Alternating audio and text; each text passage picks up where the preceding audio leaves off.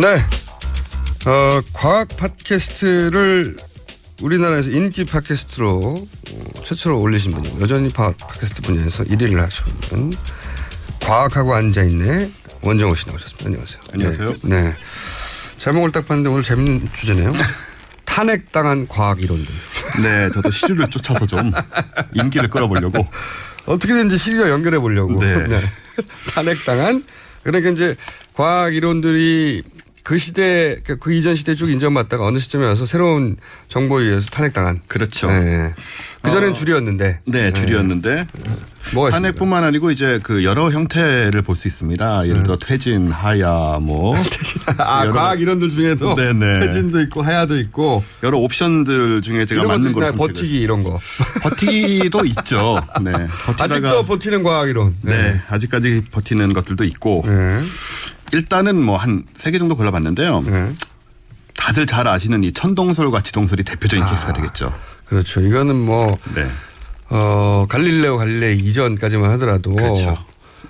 수천 년 인류가 존재한 이상은 계속 다 천동설을 믿어왔겠죠. 일단 뭐 지구가 움직인다는 생각 자체를 못했으니까요. 땅이 안 움직이니까. 네. 그래서 이제 이거를 요즘은 천동설을 지구 중심설이라고 얘기를 하고 지구 중심설. 네, 지동설을 태양 중심설이라고 이제 얘기가 좀 바뀌었어요 말이. 근데 사실 천동설도 비과학적인 것은 아니었습니다 굳이. 네. 왜냐하면은 우리가 움직인다는 생각은 못하는 거고 네. 그 하늘을 보니까 이렇게 움직이니까 그걸 이제 움직임을 나름대로 과학적으로 관측을 해서 별자리가 움직임을 보고. 그렇죠. 네. 뭐 특히 행성하고 이런 것들 네. 움직이는 걸 보고 이제 이 프톨레마이오스라는 사람이 정립을 해서 1400년 동안이나 그 지위를 지킵니다.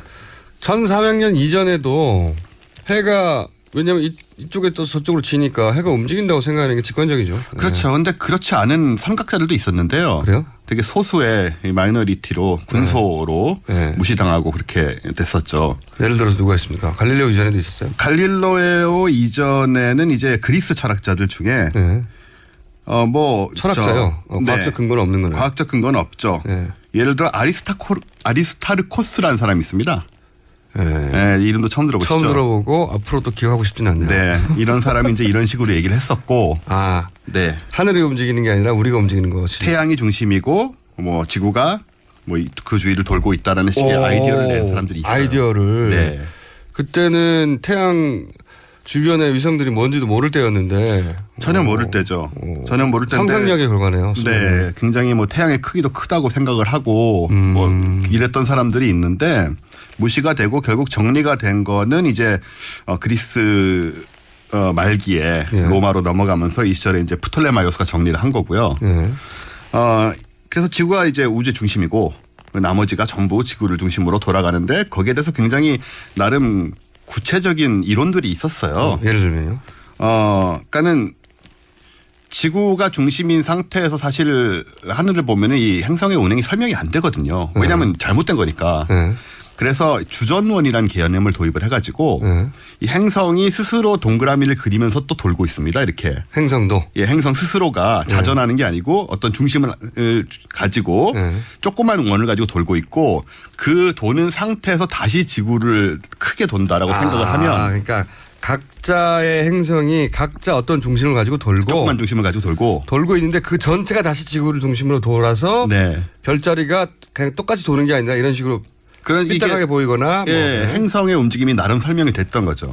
말은 되네요. 예, 그 나름 이게 과학 이론이었는데 문제는 뭐였냐면 사실 코페르니쿠스조차 그렇습니다. 코페르니쿠스가 이제 지동설로 바꾸긴 했지만 이 원궤도라는 데 굉장히 집착을 했어요. 완벽한 원궤도. 왜냐하면 우주에서는 모든 게 완벽해야 되기 때문에.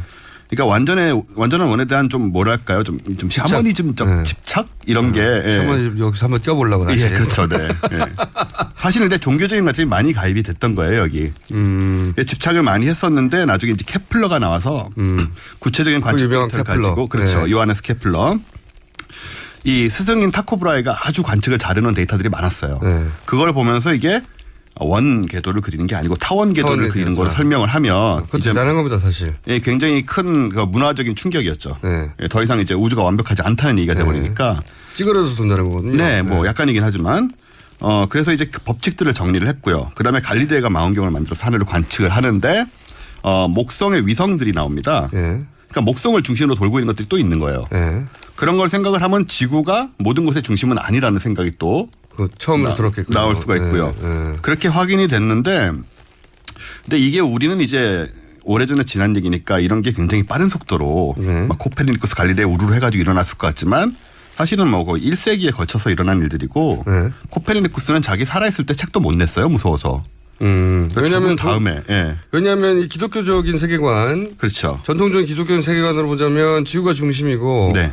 하나님이 이 인간을 지구에 만들어서 모든 걸 그 예속되게 만든 건데 그러니까요. 신에 도전하는 거거든요. 그런 의미가 있었죠. 네. 그래서 천구의 회전에 관하여라는 이 유명한 코페르니쿠스 책은 그가 죽은 다음에 출판이 됐고요. 이렇게 오랜 기간 동안에 조금씩 이 학설이 바뀌면서 사실은 이 천동설을 친봉하던 보수적인 학자들하고 성직자들이 나이가 들어서 죽으면서 죽고 나서야 천천히 받아들여진 거예요. 원래 이 사회 주류 인식에 반하는 주장을 할 때는 네. 그 위험 부담을 크게 안게 되고요. 그렇죠. 최순실 뉴스도 마찬가지예요. 초반에는 극히 일부의 뉴스들만 이걸 보도했고요. 근데 그게 그런 의혹이 있다는 걸 몰라서가 아니라 무서운 거죠. 그렇죠. 무섭죠. 네. 아직도 권력이 살아있기 때문에 네. 그런 가운데서 뉴스 공장은 꾸준히 이 뉴스를 집중적으로 보도해서 사실 욕도 처음에 많이 먹었어요. 네. 왜 최순실 뉴스에 집중하냐고. 근데 최순실 뉴스가 가지고 있는 폭발력을 아직도 대중들이 인지 못할 때 네. 먼저 나선 분들이 있는데 그런 분들인 거죠. 그런 분인 거죠. 아무튼 오랫동안에 걸쳐서 이루어진 일이라 저는 이걸 질서 있는 퇴진이라고 부르고 싶고요. 질서 있는 대신. 네. 원정호 씨가 한 말 중에 제일 재밌었습니다. 제가 이분을 20년 넘게 알았는데 20년 만에 처음으로 웃었네요. 네. 네. 여긴지 칭찬인지 모르겠습니다만은. 네. 그 안 다음에는. 웃기거든요, 이분. 그리고요? 네. 그리고 그 다음에는요. 우주상수란 게 있습니다. 우주상수. 네. 이 아인슈타인이 상대성 이론을 정립한 천재인데 네. 좀 고집이 많았어요. 그렇죠. 네. 자기가 만든 이분도 틀린 말을 많이 했어요. 나중에. 많이 했습니다. 예, 양자역학에 관해서도 틀린 말을 그렇죠. 했고. 네. 그런 걸 다 아시네요. 네. 이제 박학다식이라고 얇게 네. 얇게 넓게 합니다. 일반 상대성 이론 방정식을 자기가 만들었는데 네. 그 방정식을 딱 보니까 우주가 중력 때문에 수축을 해야 되는 거예요. 네. 근데 이 사람은 어떻게 믿었냐면 우주는 절대로 영원히 변하지 않아야 된다고 믿었어요. 네. 이분도 비슷한 그 신은 완벽하다는 생각을 가지고 네, 있어요. 그거죠. 네. 근거가 없습니다, 이 생각이. 네. 그러니까 이게 우주를 전체적으로 보면 이제 안 움직이는 기운이 온다 이런 류의 생각을 하게 되는 거죠. 그러니까 아인슈타인조차도 네. 본인의 어떤 지적 능력을 넘어가는 부분에 대해서는 신의 영역으로 두고 예, 그거는 신은 완벽히 실수를 할 리가 없어 이런 식의 사고방식. 그런 식의 이제 문화의 영향을 받아온 거죠. 네. 그래서 자기식을 보정하기 위해서 전혀 근거가 없는 이 숫자를 하나 갖고 와요. 네. 왜냐하면 자기식대로 하면은 말이 안 되니까. 네, 우주가 가만히 안 있으니까. 네. 그래서 이게 우주상수 람다라는 이제 이름으로 그리스어로 붙입니다. 네. 이걸 계속 주장을 하다가 한 10여 년 후에 이제 미국의 에드윈 허블이라는 사람이 네. 허블 망원경. 예, 네. 허블 망원경 이름이 붙은 사람이죠. 네. 관측을 해서 우주가 팽창하고 있다는 사실을 완전히 증명을 해버려요. 네. 그래 아인슈타인이 결국은 이제 포기를 하죠. 네. 허블을 찾아가서 데이터를 보고 우주상수가 이제 자기의 가장 큰 실수라는 점을 인정을 합니다. 네. 이렇게 해서 우주상수는 이제 하야가 되는데. 네. 인정했으니까요. 네. 그 당대 최고의 물리학자를 넘어서는 존재였어요. 당대. 그랬죠. 네, 상징적인 문화적인 그 컬처적인 존재이기도 했는데 내가 틀렸다고 말한. 근데 여기 이제 반전이 끝까지 있습니다. 틀렸다고 말하지 않는 것은 소위 그 양자역학에 대해서는 네, 끝까지. 틀렸어요. 아인슈타인이. 근데 반전이 있어요. 어떤 면이 있습니까? 60여 년이 지나고 1998년 네. 우주가 보니까 지난번에 저희가 저 다크 에너지 얘기했잖아요. 네, 네. 다스베이더. 네. 우주가 사실은 팽창할 뿐만 아니고 가속 팽창한다. 네. 시간이 지날수록 더 빨리 팽창한다는 사실을 알게 된 거예요. 그래서 상수가 다시 등장하기 시작합니다. 예, 그래서 중력을 이기고 가속 팽창을 하는 힘의 존재가 필요해져서 이게 암흑 에너지가 되고 이 상수가 다시 등장을 합니다. 우주 상수 람다가 부활을 하는 거죠. 부활. 숫자는 좀 다르긴 한데 개념은 이건 뭡니까? 하야후 재집권. 일어나서는 안 될 일이겠지만. 구테타 아니네, 구테타. 비자발적 구테타네, 이거. 과학으로 입증되었. 아, 네. 재밌는데, 오늘. 죽은 후니까 뭐 그나마. 그리고 마지막은 전두엽 절제술이라는 건데요. 자식이 재집권한 거네요. 예, 그런 일이 있었죠. 자식이 재집권한 거야 이게. 죽은 후에. 네. 전두엽 절제술이란 거는 1935년에 무슨 포르투갈의 전두엽 절제술이요. 아 전두요? 머리 이제 앞쪽에 이마 쪽에 있는 뇌 부분이죠. 그 정신 이상하는 사람 그 미치광이들을 그때 네, 이거죠. 예. 그때 이게 머릿속 뭘 잘라내야 된다고. 네. 그거 맞죠. 예. 예, 이게 굉장히 그때 이걸 다 알아 내가. 주류였던 거예요. 그러게 말이에요. 예. 저도 20년 알았지만 과학 조금이라도 아시는 건 몰랐어요 지금까지. 네. 저도 신기해요. 네. 1935년에 포르투갈의 무니스 박사라는 사람이 시술을 시작을 합니다. 그러니까 어떤 수단으로도 치료가 되지 않는 증세가 완화가 안 되는 중증 병자들이 있잖아요. 정신질환자들이. 이분들을 치료하기 위해서 눈꺼풀을 들추고 그 안에다 송곳을 집어넣어요. 막 휘젓습니다. 그래서 전두엽을 파괴하는 거죠. 그 의사가 정신 상태가 의심스러운데 어쨌든. 그랬던 시대죠. 그러니까 얌전해지는 거예요 사람이. 얌전해지는 게 아니고 정신이 나가는 거죠. 네, 정신이 사실은 나간 건데 그때는 그걸 몰랐어요. 그래서 1949년에 노벨상을 받습니다 이분이. 심지어 노벨 의학상을 받아요. 그러니까 정신질환 중에 이제 굉장히 폭력적이나 또는 막 그 극단적인 행동하는 분들을 이 전두엽을 휘저어버리니까 사실은 얌전해질 수밖에 없죠. 영혼을 잃어버린 사람 같이 되는 거죠. 거죠. 멍해지는 거죠. 근데 그게 치료가 됐다고 생각해가지고.